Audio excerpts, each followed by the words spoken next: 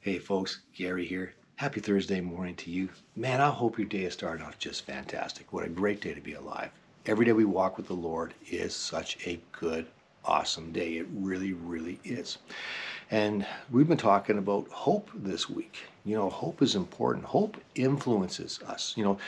Speaking of influence, Spotify came out with their year in review. So I didn't even know that was a thing until some of my relatives were posting about what they had been listening to all year, what Spotify was saying about them, and apparently my listening range, like according to what I listened to, they figured I'm probably 64 years old. I'm not 64 years old, I'm 61, but pretty close, I guess. But what I found interesting was that this year I listened to 140 different genres of music, which that's got to be a mistake. I didn't know there was that many. That's crazy. But here's the thing about looking at that. If you look at that, you can check out and see what it is that's influencing you. What is influencing you? What are you allowing to influence you? We've been talking about hope this week. And I'm hoping, actually that's the wrong word for it, I'm wishing, I really would like it, if our hope influenced us, if what we hope for influenced us. See, hope is there's a promise, this promise on the future that this is going to happen and this is going to be really, really good, and God has this plan for us and God has things set up for us. And so we have this hope in what He is going to bring to us. And that should influence us. There's this hope of the promises He has made for us. It hasn't happened yet. It's in the distance, but it's coming. And so we have our hope in that. Now we get to live in the reality of the things we used to hope for because we're experiencing them right now, and they're beautiful and they're awesome. And it proves that God isn't completely faithful when He promises. But we still have that promise, and we still have those things we hope for.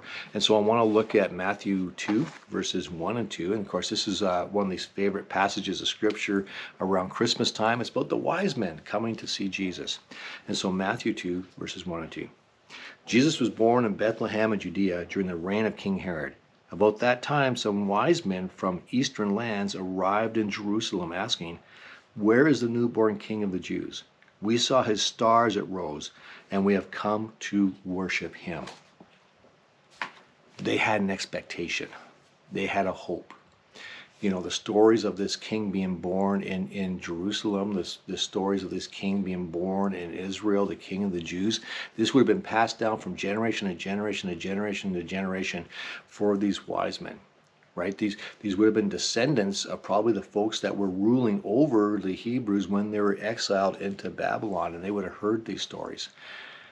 And their great-grandfathers all the way down would have said, pay attention to this, this is important. When you see this sign, go. And they had this hope, this expectation. It influenced them.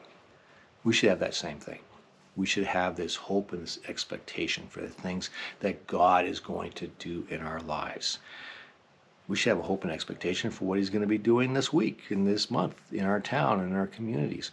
And so, like the wise men, we keep our eyes open for the things of God. We keep our spirit open for the things of God, saying, Lord, I don't want to miss it. I want to see it. I want to see it happen. I want to be involved. I want to step into it. And you know what? I believe God really answers those prayers. When we ask for Him to show us, when we keep our eyes open, I think we start to see the things that God is doing. And He is doing great things, which is awesome. All right, that's the message for today. Thank you for watching, and we'll catch you tomorrow.